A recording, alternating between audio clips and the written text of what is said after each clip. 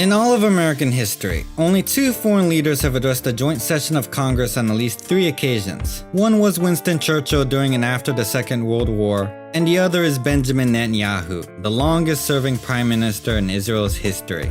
Netanyahu gave his first speech to Congress in 1996. As the newly elected, youngest prime minister in Israel's history, he received a warm reception from both sides of the political aisle. He was given a standing ovation when he pledged that in the next 4 years he would begin the long-term process of gradually reducing US economic assistance to Israel. While there was all smiles and cheers during the public spectacle in front of Congress, Netanyahu's veneer of cordiality disappeared in a private meeting held afterward with President Bill Clinton. Netanyahu exhausted the US president by giving a long and unsolicited lecture about the nature of Arabs, causing a fed-up Clinton to later remark privately, "Who the f*** does he think he is? Who's the f***ing superpower here?" Netanyahu's last address to Congress was in 2015, just weeks before the legislative elections in Israel in which he would be re-elected to serve another term as prime minister. This time, the invitation to address Congress came not from US President Barack Obama, but from Republican House Speaker John Boehner. The Israeli PM took the opportunity to get directly involved in a partisan war that was taking place at the time between the US Democrats and Republicans. Siding with the GOP in the House, he publicly denounced the Iran nuclear deal President Obama was then in the process of negotiating. Without saying it directly, the Israeli Prime Minister may have just well have proclaimed to the collective body of US lawmakers that he could do diplomacy better than their own president. Still, Netanyahu was courteous enough to thank the United States for its generous military assistance. This time, however, he didn't bother to renew his original pledge to reduce Israel's reliance on US aid. In fact, Netanyahu was all too happy to accept the $38 billion military aid package to Israel signed by President Obama. Whether lecturing Clinton on Arabs or undermining Obama's diplomatic efforts, Netanyahu walked through the US halls of power as if he owned the place. He knows he can depend on the stalwart base of pro-Israel lobbyists, and he has become so self-assured that he can even manipulate and control US foreign policy. "I know what America is," Netanyahu once said to a group of Israelis in 2001 when he apparently didn't know he was being recorded. "America is a thing you can move very easily, move in the right direction.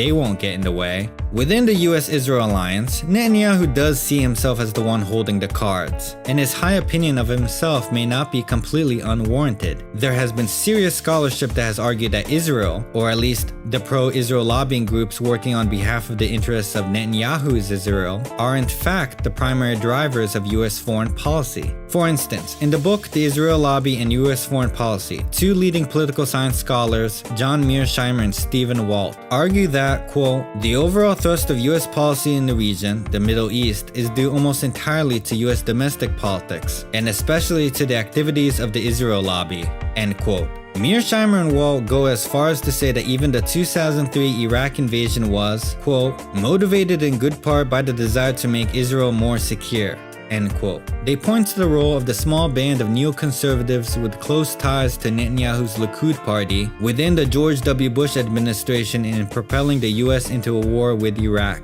However, there are other critics who downplay the impact of the Israel lobby's influence in shaping US foreign policy, and who believe that it is in fact the United States that controls Israeli policies and not the other way around. Some of Israel's foreign enemies take this position. For instance, Hassan Nasrallah, the leader of the Lebanese paramilitary organization and political party Hezbollah, was recently asked in an interview if the US would be accountable if Israel strikes Iran. And Nasrallah had this to say.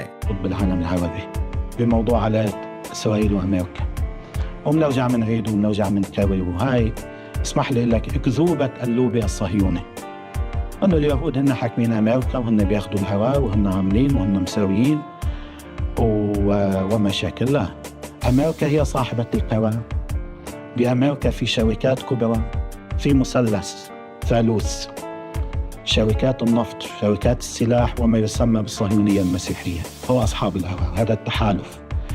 إسرائيل كانت في الماضي أداة بريطانية والآن هي أداة أمريكية.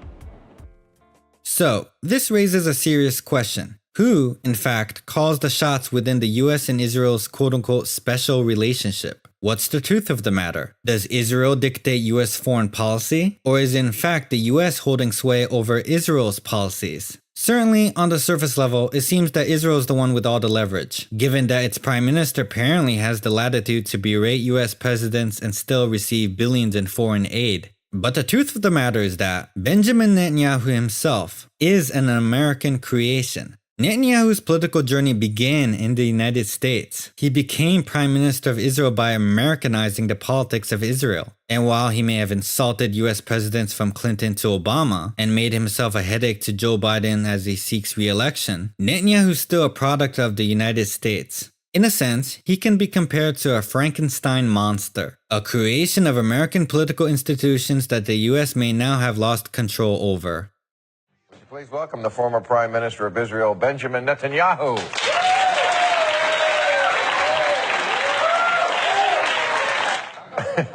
And I know when Israeli politicians come to the United States, it usually means they're trying to get their old job back. No, actually it doesn't, because America is of interest to us, whether in opposition or in government. America is important for everyone. But you do want your old job back. Yes, I do. Well, that's the kind of honesty we don't have here in America from our politicians. While he was born in Israel, Netanyahu grew up in the 1960s with an American upbringing. He graduated from Cheltenham High School in the suburbs of Philadelphia. Ben, as he was called by his American friends, later attended MIT and Harvard. In the late 1970s, he worked for the Boston Consulting Group, where he would make a lasting friendship with future Republican presidential nominee Mitt Romney. Initially, when Netanyahu returned to Israel with a desire to build a political career, his American upbringing was a liability. He was seen as something of a carpetbagger and not a true Israeli. He was still quote-unquote Ben and not yet quote-unquote Bibi. But in due time, Netanyahu's fluency and command of the English language, as well as his understanding of American culture, would end up working to his advantage. As the US and Israel's diplomatic relationship grew closer and closer, Netanyahu found ways to use his background to great advantage, paving the way for his ascendancy within Israeli politics. What was a liability at first turned out later to be his greatest asset.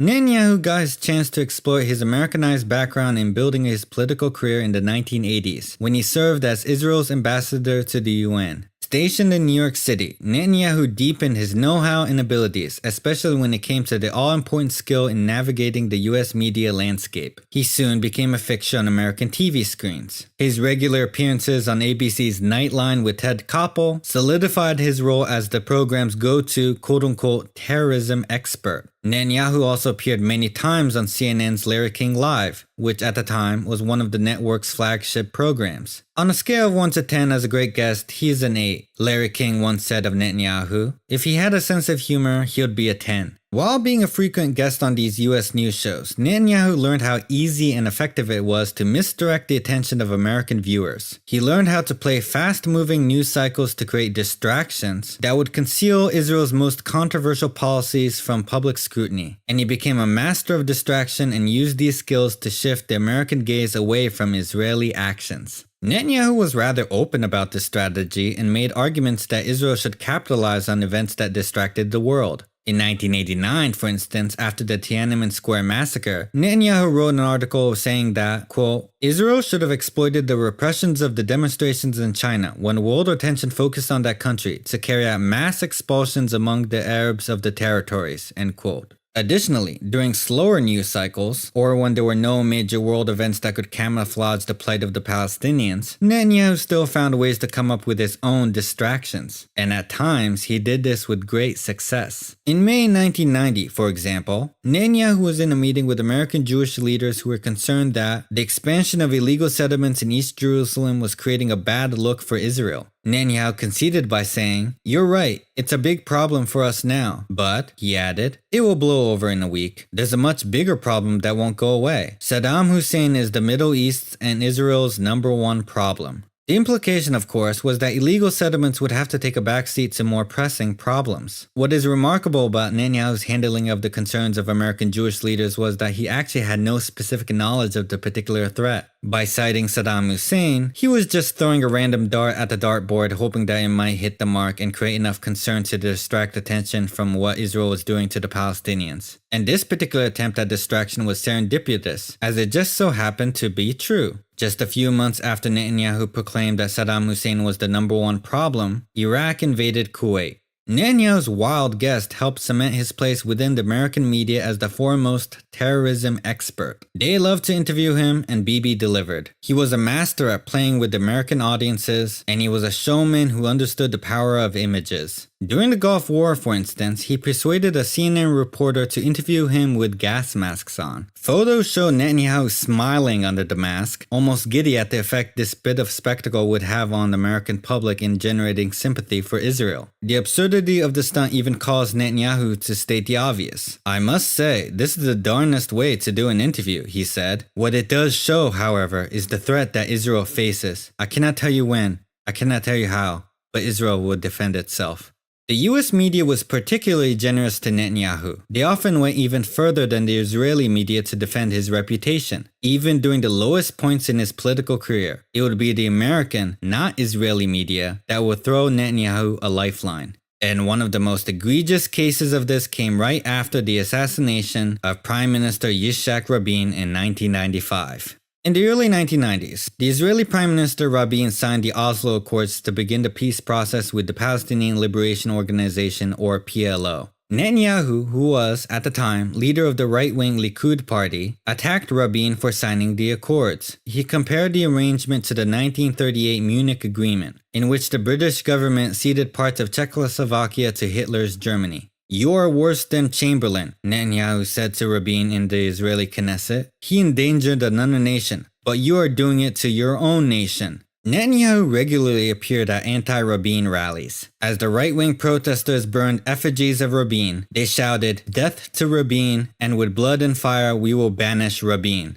The crowds even started to harass Rabin outside his residence. They went so far as to target Rabin's wife Leah, taunting her with shouts like, "You will be strung up like Mussolini and his mistress." The protests were so extreme that other leaders within Netanyahu's Likud party became squirmish and abandoned the rallies. But not Netanyahu, who continued to show up and stay at anti-Rabin protests. He did not flinch and continued to make speeches, adding further fuel to the flames.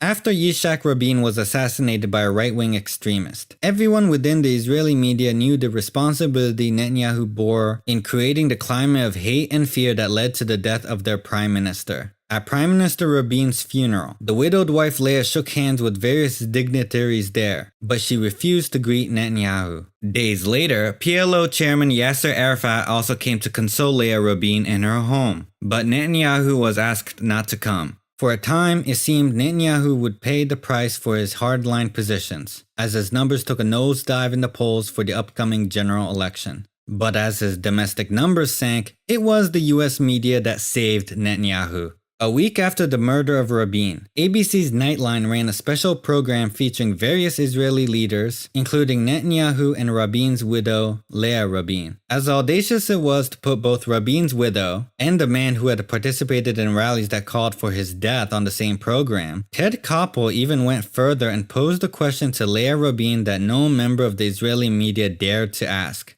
Why, Koppel wanted to know, had she greeted Arafat warmly, but refused to shake Netanyahu's hand? In Israel, where Netanyahu's complicity in Rabin's death was common knowledge, Leah Rabin's snub was understood for what it was, a denunciation of Netanyahu for his role in stoking right-wing hatred for her husband. Koppel's question turned a widow's grievance into an accusation. She was the one being irrational, and Bibi was the true victim. Abetted by Koppel's question, Netanyahu felt confident enough to tell viewers later in the program that the attacks on him for his role in Rabin's death was McCarthyism at its purest. By furnishing him with TV appearances like these, the US media propped up Netanyahu in ways that could not be expected from the Israeli media. In turn, this conquest of the American airways and halls of power eventually elevated his domestic credentials. His poll numbers improved, and just a year after Rabin's death, he became the youngest prime minister in Israel's history.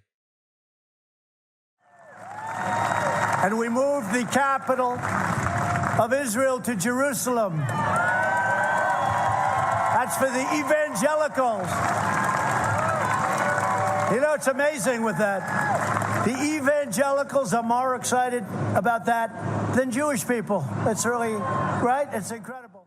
Long before Netanyahu entered the political scene, support for Israel within the United States used to be a fairly liberal cause. Throughout the 1960s and 70s, most American Jews and Zionists were ostensibly left-leaning Democratic voters and aligned more closely with labor Zionists such as the Israeli Prime Minister Ben-Gurion or Golda Meir, and the right-wing Likud party had little base of support within the American Jewish community. But during the 1980s, just around the time Netanyahu served as Israel's UN ambassador, the pro-Israel lobby in the United States shifted from left to right. The American Israel Public Affairs Committee, AIPAC, which used to be liberal-leaning, started to court Republican donors who would support them in their opposition to the Oslo Accords. The Conference of Presidents of Major American Jewish Organizations also drifted to the right with the hiring of a hawk named Malcolm Hoenlein as chief executive. And right-wing Christian Zionists started to get involved in the action to lobby on behalf of Israel as well, with the formation and expansion of Christians United for Israel. Netanyahu found himself in the right place at the right time, just as this transition was taking place. As the conservatives started to take over the pro-Israel lobby, Netanyahu was able to form a powerful donor base, and this base was instrumental in funding his successful campaign to become Prime Minister of Israel. Malcolm Hoenlein, of the Conference of Presidents of Major American Jewish Organizations, introduced many wealthy donors to Netanyahu. Bibi also became friends with Republican businessman Ronald Lauder, who brought Netanyahu into contact with other big donors including Donald Trump. Another benefactor was billionaire Charles Kushner, who sometimes hosted Netanyahu in his home, where the future Israeli PM slept in the childhood bedroom of Charles's son Jared Kushner, who would later become the son-in-law and senior advisor to President Trump. And just as he was courting conservative donors in the US, Netanyahu also made contact with various conservative operatives. He hired GOP consultants to help him hone his political skills. With their assistance, he brought Republican-style campaigning into the Israeli political landscape. In the early 1990s, Netanyahu hired a famous GOP polling expert Frank Luntz. This was followed by the 1996 election that first made Netanyahu prime minister. For this successful campaign, Netanyahu also hired Republican guru Arthur Finkelstein, a former advisor for several successful campaigns including those of President Nixon and Reagan. By his own admission, Finkelstein's proudest achievement over a decades-long career running conservative campaigns was turning the word liberal into a pejorative. For Netanyahu's 1996 race, Finkelstein crafted sleek American-style attack ads that had previously never been seen in Israeli politics. Netanyahu's first term as prime minister lasted from 1996 to 1999. A decade later, when he ran again for PM, he once more turned to US strategists. For his successful comeback in 2009, he hired a Republican strategist named John McLaughlin to shape his messaging. McLaughlin would also later go on to work as a polling expert for President Trump. But perhaps no GOP figure has been as influential in maintaining Netanyahu's power as the American casino owner Sheldon Adelson,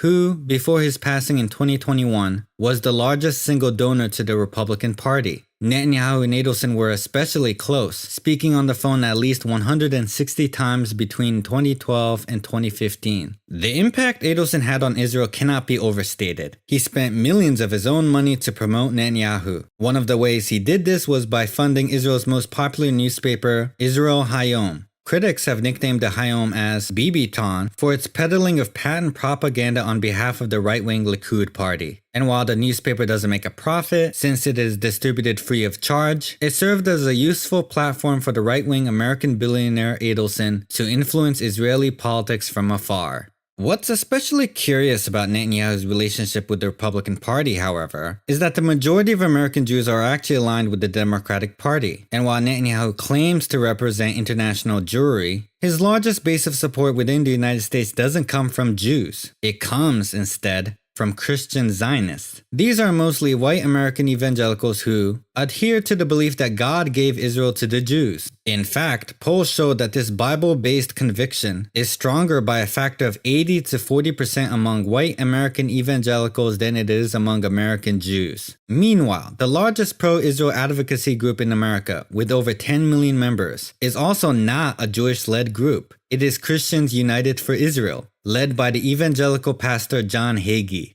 In his book, Jerusalem Countdown, A Warning to the World, John Hagee makes the extremely anti-Semitic claim that Adolf Hitler was a half-breed Jew sent by God as a hunter to persecute and drive European Jews towards the only home God ever intended for the Jews in Israel. And yet, Netanyahu's not at all repulsed by this extreme anti-Semite who literally justified the Holocaust. On the contrary, he continues to cozy up with Pastor Hagee, and he regularly speaks at annual Christians United for Israel conferences, hailing the evangelicals as Israel's best friends. The alliance between Netanyahu and evangelical Republicans, who only support Israel as part of the pursuit of Armageddon, is certainly bizarre, but it may be unavoidable. As more and more American Jews, particularly young Jews, lead the protests to end the genocide in Gaza, Netanyahu needs the Christian Zionists to lobby the US government so he can finance his war and fend off international sanctions. And in turn, Netanyahu's primary base of support in the United States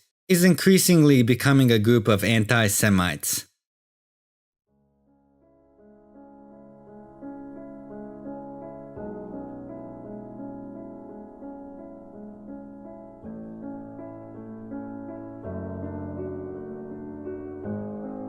As I record this video in May of 2024, it is true now that Netanyahu is a headache for pro-Israel Democrats in the US. President Biden is certainly not pleased with Israel's recent strike on Iran. Israel's actions in Gaza even forced Democratic leaders and staunch Zionists such as Senator Chuck Schumer to call for early elections in Israel to replace Netanyahu. For Democrats, at least, Netanyahu has become something of a scapegoat. They seem to prefer to attack Netanyahu the individual rather than Israel itself, as it provides them with a way to shield themselves from criticism that they are not pro-Israel in the public eye. But anyone on the American side who wants to blame Netanyahu must remember that it was America that created him. He was elevated by the US media. He brought American politics into Israel. If there is blame to be had, it must be shared. In laying out the role Americans played in the creation of Benjamin Netanyahu, I have touched upon the contributions made by discrete political, commercial, and religious motivations. But there is another, more profound ideological point of intersection that we might mention before concluding. As tens of thousands of Palestinians continue to be killed, we could simply blame the ideology of Zionism that demands the expulsion and exclusion of Palestinians. But stopping our analysis there would be a mistake, because in the end, Zionism itself finds its mirror in the American notion of manifest destiny, the quasi-religious conviction that was used to justify the ethnic cleansing of America's native population. The billions of dollars in US foreign aid to Israel, which allows the genocide of Palestinians to continue, is the material manifestation of the shared ideological worldview that one people has an ordained right to usurp the land and possessions of another. As horrendous as Israel's ethnic cleansing of Palestinians is, it is hardly unique. With the genocide in Gaza, Israel is exercising its own manifest destiny. What is happening in Gaza is a repetition not only of the killings of Native Americans at the hands of Christian nationalists, it finds historical precedent in every settler colonial state that came after the United States, from Canada to Australia. Interestingly, and not coincidentally, these countries also represent some of Israel's biggest supporters. As America gives billions of dollars in aid to Israel, essentially bankrolling the genocide of the Palestinians, it is important to remember how the Zionist ideology used to justify the ethnic cleansing of the native population has a clear correlation with the religious field claims that are part of America's own past. As we witness each day of the ongoing genocide Netanyahu's Israel is committing in Gaza, we must not fall for the trap that this is a uniquely evil action. History did not begin on October 7th, nor did this all start with the Balfour Declaration that established the State of Israel. It is, in significant ways, the culmination of a 400-year history of settler colonialism that had its most extreme manifestation not in Netanyahu's Israel, but in the United States of America.